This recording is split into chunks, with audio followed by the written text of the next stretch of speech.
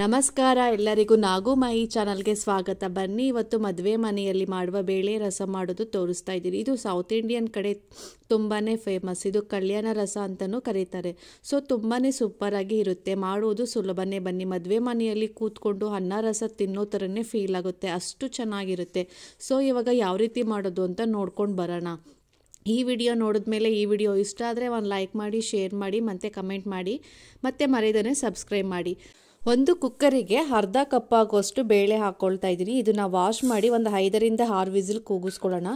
ತುಂಬಾ ಬೇಳೆ ಬೇಡ, ತುಂಬ ಗಟ್ಟಿಯಾಗಿಬಿಡುತ್ತೆ. ಅದಕ್ಕೋಸ್ಕರ ನಾನು ಅರ್ಧ ಕಪ್ ತೊಗೊಂಡು ಇದನ್ನು ವಾಶ್ ಮಾಡಿ ಒಂದು 5ರಿಂದ 6 ವಿಸಿಲ್ ಕೂಗಿಸ್ಕೊಂಡು ಇವಾಗ ಸಪ್ರೇಟ್ ಇಟ್ಕೊಂಡಿದ್ದೀನಿ. ಇವಾಗ ಸ್ಟವ್ ಆನ್ ಮಾಡಿ ಒಂದು ಬಾಣಲಿ ಬಿಸಿ ಮಾಡಿ ಇಟ್ಕೊಂಡಿದ್ದೀನಿ. ಇದಕ್ಕೆ ನಾನು 2 ಸ್ಪೂನ್ ಆಗೋಷ್ಟು ಉದ್ದಿನ ಬೇಳೆನ ಹಾಕ್ಕೊಂಡಿದ್ದೀನಿ. 2 ಸ್ಪೂನ್ ಸಾಕು, ತುಂಬಾ ಹಾಕ್ಕೊಂಡ್ರೆ ರಸ ತುಂಬಾ ಬೇಗನೆ ಗಟ್ಟಿಯಾಗಿಬಿಡುತ್ತೆ. ಅದಕ್ಕೋಸ್ಕರ ನಾನು 2 ಸ್ಪೂನ್ ಹಾಕ್ಕೊಂಡಿದ್ದೀನಿ. ಮತ್ತು ಕಾಳು ಮೆಣಸು ನಾನಿಲ್ಲಿ 1 ಟೇಬಲ್ ಸ್ಪೂನ್ ಆಗೋಷ್ಟು ಹಾಕ್ಕೊಳ್ತಾ ಇದ್ದೀನಿ. ಅದೇ ಅಳತೆಯಲ್ಲಿ 2 ಟೇಬಲ್ ಸ್ಪೂನ್ ಆಗೋಷ್ಟು ಜೀರಿಗೆ ಹಾಕ್ಕೊಳ್ತಾ ಇದ್ದೀನಿ. ಮತ್ತು 1 ಗೆಡ್ಡೆ ಬೆಳ್ಳುಳ್ಳಿನ ಈ ಥರ ಸಿಪ್ಪೆ ರಿಮೂವ್ ಮಾಡಿ ಹಾಕ್ಕೊಂಡಿದ್ದೀನಿ. ಬೆಳ್ಳುಳ್ಳಿ ಇಷ್ಟ ಇಲ್ಲ ಅಂತ ಹೇಳಿದ್ರೆ ಸ್ಕಿಪ್ ಮಾಡ್ಕೋಬೋದು, ಬಟ್ ಬೆಳ್ಳುಳ್ಳಿ ಹಾಕಿ ಮಾಡೋದ್ರಿಂದ ರಸ ತುಂಬಾ ಟೇಸ್ಟು ಚೆನ್ನಾಗಿರುತ್ತೆ. ಅದಕ್ಕೋಸ್ಕರ ಹಾಕ್ಕೊಂಡಿದ್ದೀನಿ.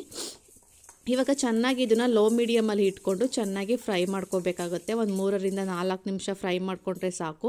ಇವಾಗ ಸ್ಟವನ್ನು ಆಫ್ ಮಾಡಿಕೊಂಡು 2 ಟೇಬಲ್ ಸ್ಪೂನ್ ಆಗೋಷ್ಟು ಒಣ ಕೊಬ್ಬರಿನ ನಾನು ಈ ಥರ ತುರಿದ್ಕೊಂಡು ಹಾಕ್ಕೊಂಡಿದ್ದೀನಿ. ಈ ಥರ ಕೊಬ್ಬರಿ ಹಾಕಿ ಮಾಡೋದ್ರಿಂದ ರಸ ಒಳ್ಳೆ ಟೇಸ್ಟ್ ಕೊಡುತ್ತೆ ಮತ್ತು ಸೂಪರಾಗಿ ಚೆನ್ನಾಗಿರುತ್ತೆ. ಇವಾಗ ಸ್ಟವನ್ನು ಆಫ್ ಮಾಡಿಬಿಟ್ಟು ಒಂದು 5 ನಿಮಿಷ ಈ ಥರ ಹುರ್ಕೊಂಡ್ರೇ ಸಾಕು. ಇವಾಗ ಇದು ರೆಡಿಯಾಗಿದೆ. ಇದು ತಣ್ಣಗಾದ್ಮೇಲೆ ನಾನು ಒಂದು ಮಿಕ್ಸಿ ಜಾರಿಗೆ ಹಾಕ್ಕೊಂಡು ಇದನ್ನು ನುಣ್ಣಗೆ ರುಬ್ಕೊಂಡು ಬರೋಣ. ತುಂಬ ತರಿಯಾಗಿ ರುಬ್ಕೋಬಾರ್ದು. ನೋಡ್ತಾ ಇರ್ಬೋದು ನಾನು ಎಷ್ಟು ಫೈನಾಗಿ ರುಬ್ಕೊಂಡು ಬಂದಿದ್ದೀನಿ ಅಂತ. ಈ ಥರ ರುಬ್ಕೊಂಡು ಬರಬೇಕಾಗತ್ತೆ. ಇದನ್ನು ಒಂದು ಸೈಡ್ ಪಕ್ಕಲ್ಲಿ ಇಟ್ಕೊಂಡು ಇವಾಗ ಇದಕ್ಕೆ ನಾವು ಒಗ್ಗರಣೆ ಹಾಕೋಬೇಕಾಗತ್ತೆ. ಮತ್ತು ಇವಾಗ ಸ್ಟವ್ ಆನ್ ಮಾಡಿ ಒಂದು ಬಾಣಲಿ ಇಟ್ಕೊಂಡಿದ್ದೀನಿ. ಬಾಣಲಿ ಬಿಸಿ ಆದಮೇಲೆ ಒಂದು 2 ಟೇಬಲ್ ಸ್ಪೂನ್ ಆಗೋಷ್ಟು ಎಣ್ಣೆ ಹಾಕ್ಕೊಂಡಿದ್ದೀನಿ. ಎಣ್ಣೆ ಬೇಡ ಅಂತ ಹೇಳಿದ್ರೆ ನೀವು ಅದ್ರ ಬದಲು 2 ಸ್ಪೂನ್ ಆಗೋಷ್ಟು ತುಪ್ಪ ಹಾಕ್ಕೊಂಡು ಮಾಡ್ಕೋಬೋದು. ಇವಾಗ ಎಣ್ಣೆ ಬಿಸಿ ಆದಮೇಲೆ ಅರ್ಧ ಟೇಬಲ್ ಸ್ಪೂನ್ ಆಗೋಷ್ಟು ಸಾಸಿವೆ ಹಾಕ್ಕೊಂಡಿದ್ದೀನಿ. ಸಾಸಿವೆ ಸ್ವಲ್ಪ ಚೆನ್ನಾಗಿ ಸಿಡ್ದಾದ್ಮೇಲೆ ಇವಾಗ ಇದಕ್ಕೆ 3 ಒಣಮೆಣ್ಸಿನ್ಕಾಯಿನ ಮುರಿದು ಈ ಥರ ಹಾಕ್ಕೊಂಡಿದ್ದೀನಿ. ಖಾರಕ್ಕೆ ಬೇಕು ಅಂತ ಹೇಳಿದ್ರೆ ನೀವು ಇನ್ನೂ ಸ್ವಲ್ಪ ಜಾಸ್ತಿನೇ ಹಾಕೋಬೋದು. ಸ್ವಲ್ಪ ಕರಿಬೇವನ್ನು ಹಾಕ್ಕೊಳ್ತಾ ಇದ್ದೀನಿ. ಮತ್ತು ಖಾರಕ್ಕೆ ನಾನಿಲ್ಲಿ ಒಂದು 3 ಹಸಿಮೆಣ್ಸಿನ್ಕಾಯಿನ ಈ ಥರ ಚಿಕ್ಕದಾಗಿ ಕಟ್ ಮಾಡಿ ಹಾಕ್ಕೊಂಡಿದ್ದೀನಿ. ಮತ್ತು ಶುಂಠಿನ ತುರಿದು ಹಾಕ್ಕೊಂಡಿದ್ದೀನಿ. ತುಂಬಾ ಟೇಸ್ಟು ಚೆನ್ನಾಗಿರುತ್ತೆ ಈ ಥರ ತುರಿದು ಹಾಕ್ಕೊಂಡು ಮಾಡೋದರಿಂದ. ಇದನ್ನೆಲ್ಲ ಚೆನ್ನಾಗಿ ಇವಾಗ ಒಂದು 5 ನಿಮಿಷ ಚೆನ್ನಾಗಿ ಫ್ರೈ ಮಾಡ್ಕೊಳ್ಳೋದ. 1 ಮೀಡಿಯಮ್ ಸೈಜ್ ಟೊಮೊಟೊನ ಈ ಥರ ಚಿಕ್ಕದಾಗಿ ಕಟ್ ಮಾಡಿ ಹಾಕ್ಕೊಂಡಿದ್ದೀನಿ. ಹುಳಿ ಟೊಮೊಟೊ ಇತ್ತು ಅಂತ ಹೇಳಿದ್ರೆ ಒಂದೇ ಹಾಕ್ಕೊಳ್ಳಿ, ಇಲ್ಲಿ ನಾರ್ಮಲ್ ಟೊಮೊಟೊ ಅಂದರೆ 2 ಹಾಕ್ಕೊಳ್ಳಿ.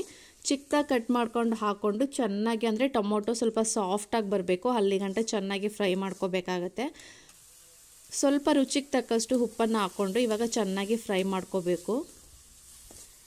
ನೋಡಿ ಈ ಥರ ಸ್ವಲ್ಪ ಸಾಫ್ಟಾಗಿ ಬಂದರೆ ನಮಗೆ ಇದು ಚೆನ್ನಾಗಿ ಫ್ರೈ ಆಗಿದೆ ಅಂತ.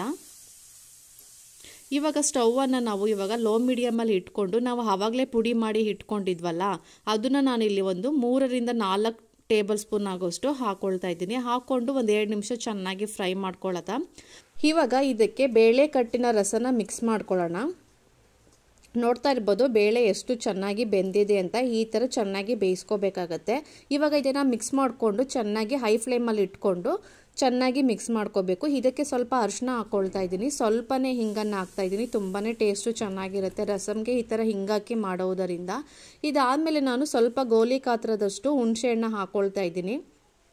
ಹುಣಸೆ ಹುಳಿ ನೀವು ನೋಡ್ಕೊಂಡು ಹಾಕ್ಕೊಳ್ಳಿ, ಯಾಕಂದರೆ ತುಂಬಾ ಜನ ಜಾಸ್ತಿ ಹುಳಿನೂ ತಿಂತಾರೆ, ಸ್ವಲ್ಪ ಕಡಿಮೆನೂ ತಿಂತಾರೆ.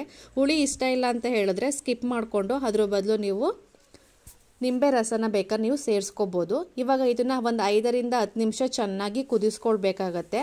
ಇವಾಗ ರೆಡಿಯಾಗಿದೆ. ಇವಾಗ ಸ್ಟವನ್ನು ಆಫ್ ಮಾಡಿಬಿಟ್ಟು ಸ್ವಲ್ಪ ಕೊತ್ತಂಬರಿ ಸೊಪ್ಪನ್ನು ಈ ಥರ ಚಿಕ್ಕದಾಗಿ ಕಟ್ ಮಾಡಿ ಹಾಕ್ಕೊಳ್ತಾ ಇದ್ದೀನಿ. ಈ ಥರ ಲಾಸ್ಟಲ್ಲಿ ಹಾಕೋದ್ರಿಂದ ಟೇಸ್ಟು ತುಂಬಾ ಚೆನ್ನಾಗಿರುತ್ತೆ. ನೋಡಿ ಇವಾಗ ರಸ ರೆಡಿಯಾಗಿದೆ. ನೋಡ್ತಾ ಇರ್ಬೋದು ಎಷ್ಟು ಚೆನ್ನಾಗಿ ರಸ ರೆಡಿಯಾಗಿದೆ ಅಂತ. ಸೇಮ್ ಮದುವೆ ಮನೇಲಿ ನಾವು ಕುತ್ಕೊಂಡು ತಿನ್ನೋ ರೀತಿ ರಸನೇ ಟೇಸ್ಟು ಚೆನ್ನಾಗಿರುತ್ತೆ. ಇದು ಬಿಸಿ ಬಿಸಿ ಅನ್ನಕ್ಕೆ ಸ್ವಲ್ಪ ತುಪ್ಪ ಹಾಕ್ಕೊಂಡು ತಿಂದರೆ ತುಂಬಾ ಟೇಸ್ಟು ಚೆನ್ನಾಗಿರುತ್ತೆ. ಮತ್ತು ಕೋಲ್ಡ್ ಆದಾಗ ಈ ಥರ ಮಾಡಿಕೊಟ್ರೆ ತುಂಬಾ ಇಷ್ಟಪಟ್ಟು ತಿಂತಾರೆ. ನೀವು ಮನೆಯಲ್ಲಿ ಒಂದ್ಸಲಿ ಟ್ರೈ ಮಾಡಿ ನೋಡಿ, ತುಂಬಾ ಟೇಸ್ಟು ಚೆನ್ನಾಗಿರುತ್ತೆ. ಈ ವಿಡಿಯೋ ಇಷ್ಟ ಆದರೆ ಲೈಕ್ ಮಾಡಿ. Thank you for watching my videos.